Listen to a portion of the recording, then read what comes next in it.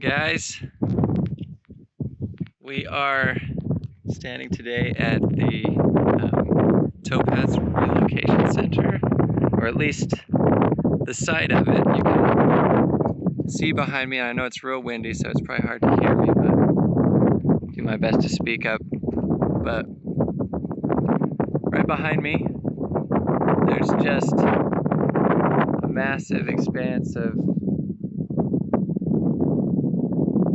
desert spot. This is Topaz. This is where Japanese Americans were quote-unquote relocated to. It was an internment camp during World War II. So in 1942, President Franklin Roosevelt signed an executive order to relocate Japanese Americans to these camp locations like this one. Most of the Japanese Americans that were interred here came from the San Francisco Bay Area. So they're coming from a much different climate, as you could imagine, a much more temperate one. And they end up in the middle of a very barren desert with some real crazy temperature fluctuations. Really hot during the day, really cold at night most of the year. So construction at the site began in September of 1942. Actually, no, even earlier than that. In September of that year, they started bringing people here, but construction wasn't done until the very start of 1943. So the first group of Japanese Americans interred here really had a rough go. It's not to say that amenities improved all that much for the rest of them, but the first group for sure really had a hard time here. It was set up to be a self-sustaining community of Japanese Americans, so they raised their own livestock, grew their own crops. They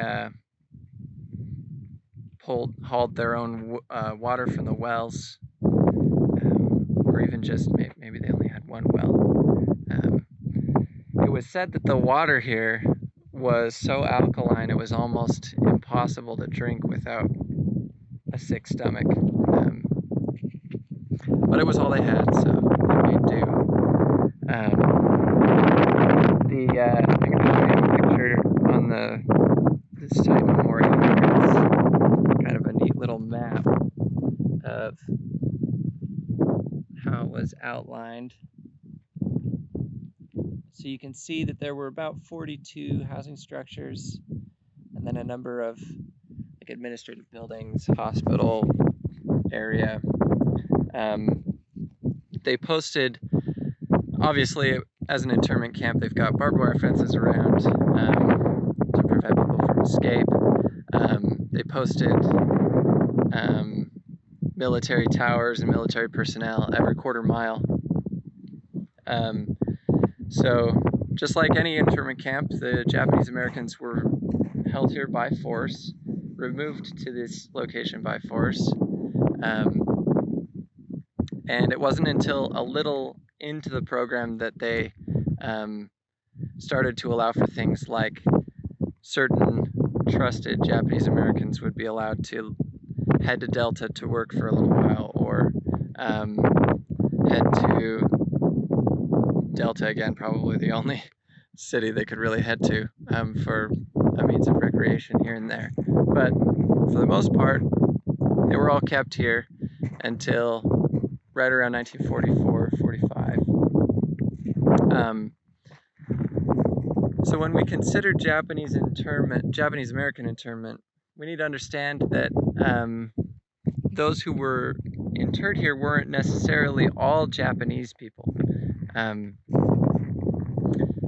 So it was really anyone who had a strong association with Japan, including people who, regardless of their ethnicity, if they were here visiting from Japan, were also interred here.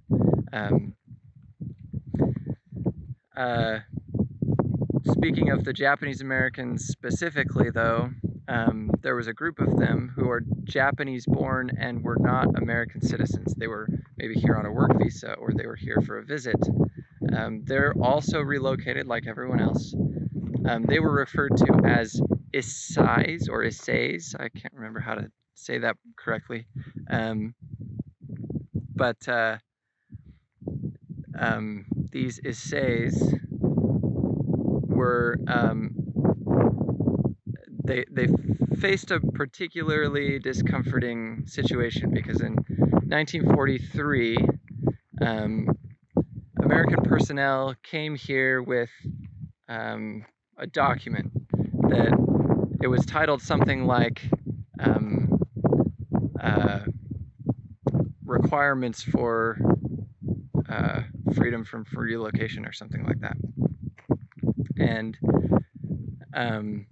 it asked two questions on the document. It asked, number one, do you swear allegiance to the US government?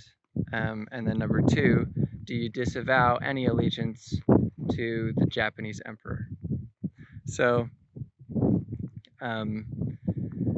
obviously this becomes a very problematic set of questions for the Issei because they feel like there's no way they could answer them and still have country to stand on, because they're not American citizens, but they know that if they answer no to allegiance to America, there's problems. Like, America's gonna have problems with that. But they also, for that second question, can't denounce their loyalty to the Japanese emperor because then they won't be allowed home. So they essentially have nowhere to go. So those are some of the, I guess, political hoops that were having to be jumped for people who were being kept here. The hardships, many of them you can imagine. Hard to grow your own food in a climate you're unfamiliar with. Hard to obtain water in a desert, always. Very dusty climate, very windy place, I can tell you that right now. It hasn't stopped blowing ever since we got here.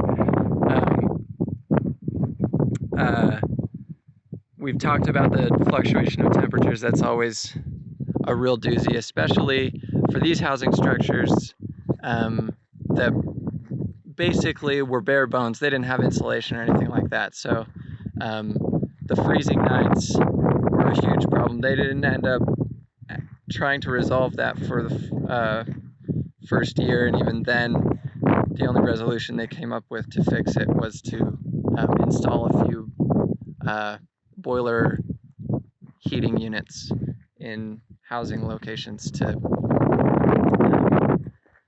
keep people warm at night. But there was, I believe, only one individual who was shot dead for getting too close to the fence. There were a number of people who died while they were here. I think a total of 144. And the other very interesting thing that I never knew until I came here was that at the site here they have a listing of all of the Japanese Americans that were serving in the war, despite the fact that they had family and friends and neighbors interred in the United States at locations like this against their will. So it kind of speaks to, I guess, the complicated nature of this entire experience for both the Americans and the Japanese Americans, the American authorities and the Japanese Americans who were interred here. It was complicated because after an event like Pearl Harbor and subsequent events happening in the Alaskan territories, where we have efforts by Japan to invade American territory, suddenly there is a lot of fear involved with in-home sabotage. The Americans were extremely scared that Japan would invade the American homeland. Again, up to the point of Pearl Harbor, America was on a strict, we don't want to deal with this business policy. They were avoiding joining World War II as much as they could manage, especially after the horrific nature of World War I. They didn't want to get involved again. But more and more, the fear of what could happen if nothing was done to prevent it pushed American authorities to justify actions like this. The internment of Japanese Americans, many of whom were willing to swear allegiance to the U.S., but were still kept here anyway, right, out of distrust. Ultimately, by 1944, there were a number of those interred here who sought to fight their internment in the courts. None were successful until 1944. One particular case ended up succeeding the Supreme Court rule that any citizen who was, quote, admittedly loyal to the United States could not be deprived of their American rights as citizens, their liberty to go and live as where they wish to. So 1944 is essentially the turning point when Topaz and other sites like it were dismantled, and it hasn't been until 2007 that this was designated an American historical site. There were actually a lot of people in the Utah area that had a real problem with what was going on here. And as most of these sorts of events are concerned, there's a lot of sort of local guilt felt about what was allowed to happen.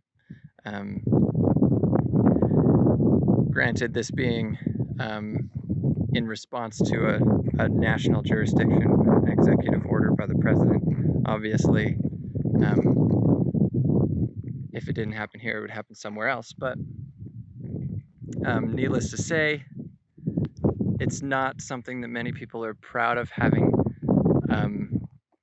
witnessed or in any way participated in. But I guess that's kind of how history rolls. Sometimes things that we're not proud of happen, and we just have to acknowledge that they did, learn from them. But again, this is that barren wasteland. It's just striking to see how much nothing there is here. We're going to take a drive through this property and look around, see what